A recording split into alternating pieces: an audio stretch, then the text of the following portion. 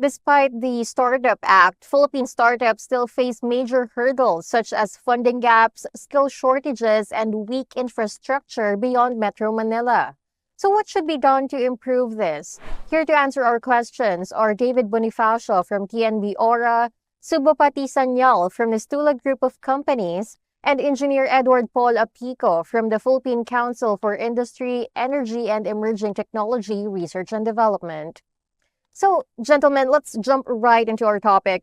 What are the specific barriers facing Philippine startups today? I think one of the biggest barriers or challenges that Filipino startups face today is the lack of access to capital and investment. More particularly, those startups are living outside Metro Manila. So even if we have the Innovative Startup Act or the RA 11337, there's still limited funding that the government is able to provide these startups.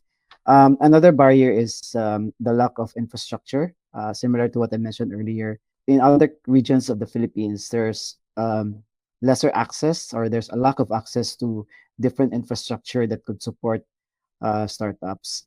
There's also regulatory problems that our startups are facing because of the bureaucracy and the ease of doing business in the Philippines. I'll start being blunt.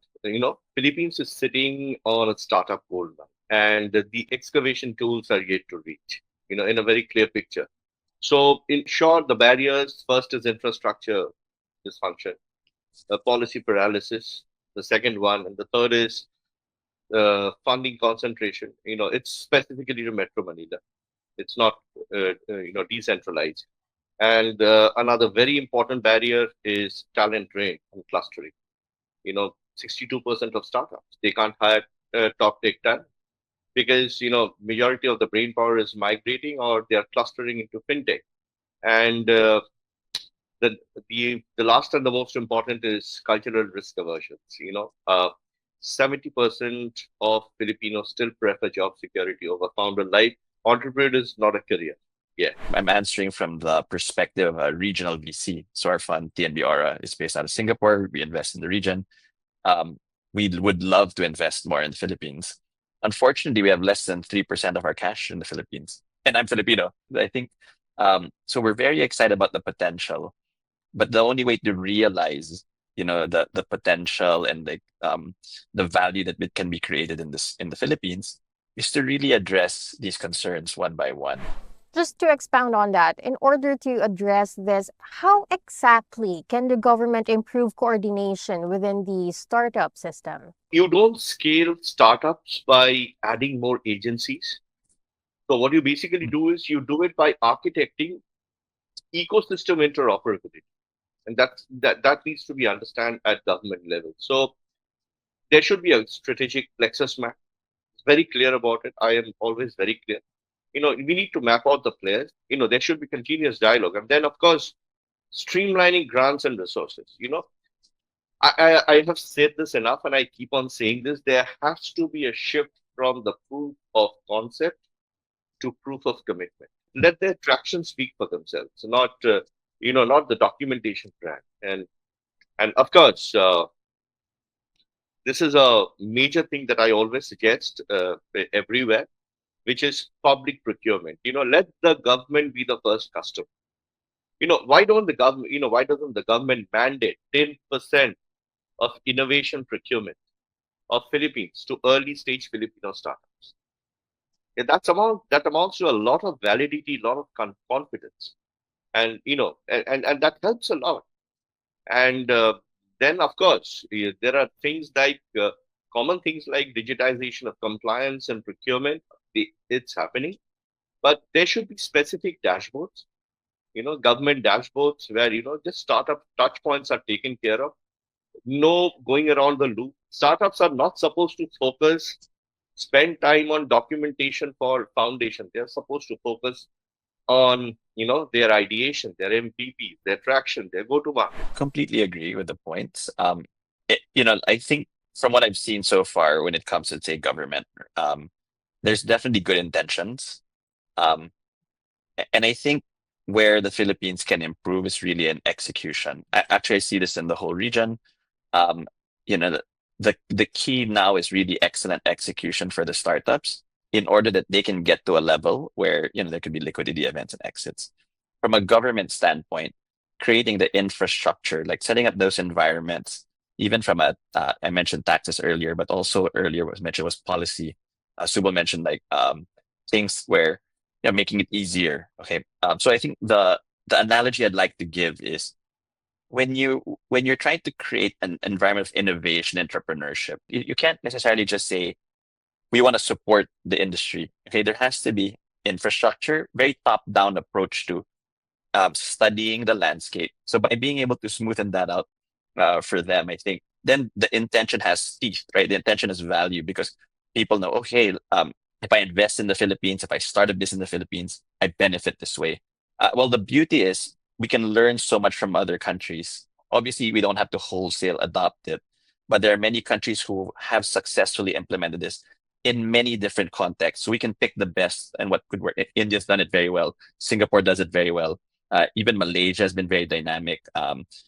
Europe, the US. So there's so many things we can learn from, and it really is a matter of implementing and executing the right programs for us in a way that addresses those things that were mentioned. The Philippines has already made significant steps to improve coordination for the Philippine startup ecosystem. And among those steps is the establishment of the Innovative Startup Act Steering Committee after the law was signed in 2019. So the ISA Steering Committee provide strategic guidance and oversight in the formulation, implementation, and development of the Philippine Startup Development Program, which was actually formalized through a joint administrative order. It is composed of different government agencies currently being led by the DOST, or the Department of Science and Technology, together with the DTI, Department of Trade and Industry, and the Department of Information and Communications Technology. But I think we still need to improve our coordination by harmonizing our programs so that startups will have better understanding of our programs so that it can also improve accessibility of our programs. Now, you all mentioned policies earlier. What policy changes are most urgently needed to enhance startup growth in the Philippines? A registration reform. Let there be a 3-day pass rate registration, like something that Singapore has with ACRA. Maybe 7 days to start with, or 10 days. That's a major traction, but that should be there.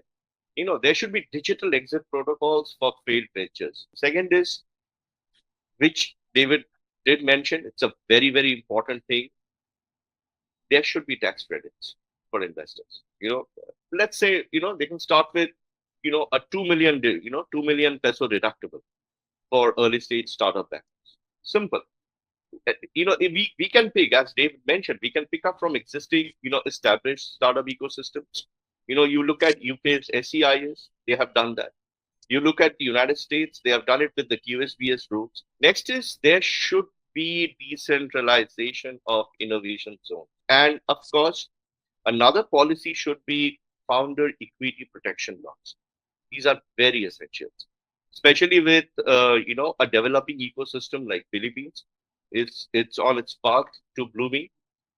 Protection of founders' IPs and control during early funding. It is very, very important. And this is the age of tech. So you would majorly have startups in the tech, SaaS, biotech, any tech domain whatsoever. There should be accelerated patents, copyrights, trademarks. These things need to be taken care of very fast. And then, of course, there should be incentivization. Like at Distilla, we have something called QEAP, Quantum Entrepreneurship Accelerator Program. We do it with educational institutions, universities, business schools. So it's basically incentivizing students, to understand it should come as a policy from the government for educational institutions that at that level, entrepreneurship should be given the face of being a career. And not only that, there should be, there should be startup immersion grants, If we had a wish list, it would be around, I would say, strengthening trust, okay, where capital allocators like us can trust that as we move capital into the Philippines, that it will be protected. So I would say at the very baseline, policies and structures that improve trust is very important. Okay. Okay. The second one is, I would say, around making the country more attractive in terms of returns. Okay. Like I mentioned, a big killer of returns for foreign investors investing dollars in the Philippines is the forex risk, right? And so that means there's actually a natural hurdle rate for investors coming in. And so a thoughtful government will basically, as Subal mentioned, right, really analyze, given all of these hurdles, how do I remove these hurdles one by one or make the hurdles worth hurdling? Unfortunately, a lot of the governments are structured to be very extractive of the value of the people more than value creative.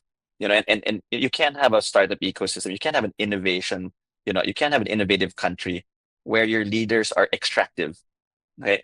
You will have that when your leaders are we're value creative, value creation and mindset, not value extraction. So we need to uh, develop policies and strategies so that we can improve access to funding for startups, establish policies so that government agencies would be able to allot more funding support for startups. There's also a need to improve our policies so that we can simplify business registration, and also so that we can improve the regulatory environment for startups, and maybe some policies to improve taxation.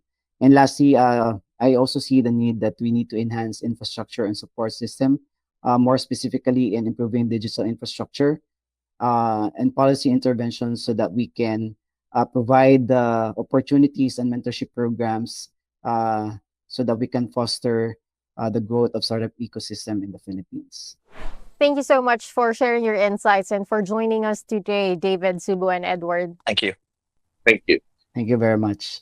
Once again, those were David Bonifacio, Managing Partner and Head of Philippines at TNB Aura, Subo Pati Sanyal, Co-founder and COO at Nistula Group of Companies, and Engineer Edward Paul Apigo, Senior Science Research Specialist at the Philippine Council for Industry, Energy, and Emerging Technology Research and Development.